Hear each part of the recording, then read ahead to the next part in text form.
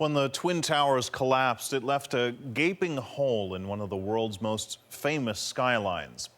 Slowly, over the past decade, a new landscape has started to emerge at Ground Zero, including a new skyscraper that's being built with the attacks in mind. David Common has the details. From high above, it is clear where the Twin Towers once stood.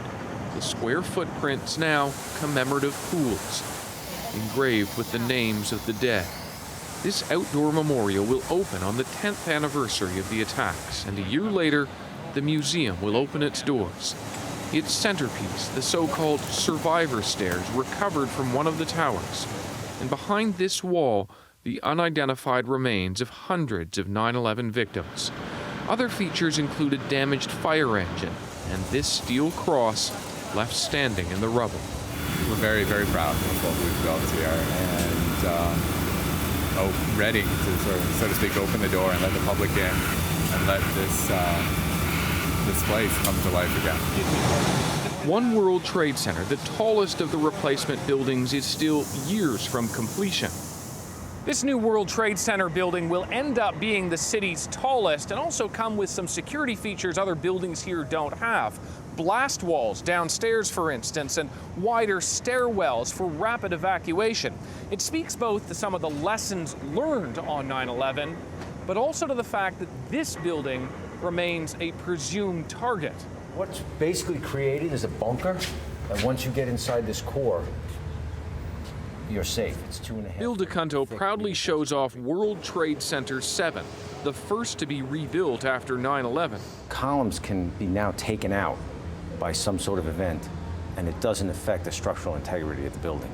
So the whole glass ceiling came down when the first plane hit. We didn't know what it was. We later found out it was terrorism. So DeCunto explains how, in the wake of the attacks, this building pioneered new safety requirements and codes for an entirely new World Trade Center complex. So this fireproofing is twice as thick and 10 times as adhesive as code requires. And why is that important? What happened on 9/11 is when the planes made impact with the buildings, they knocked the fireproofing off of the steel.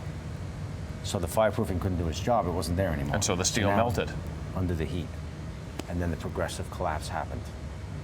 That can't happen here. Because of this, and because of the reinforced concrete core. One key failure on 9/11, the radios of firefighters. The attack shredded phone lines. Frequencies were overwhelmed, leaving fire crews trapped and alone.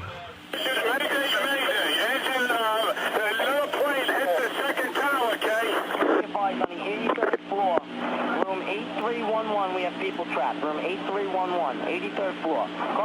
If you look at the fire sprinkler, this black cable runs the length of this new building and can amplify radio signals to keep first responders in contact. But even with all the new security, will companies return to the new building? Many are reluctant. It took years for the politically charged but symbolically important construction to begin. After an often delayed start, the project is now zooming along. It'll be complete in 2013. David Common, CBC News, New York.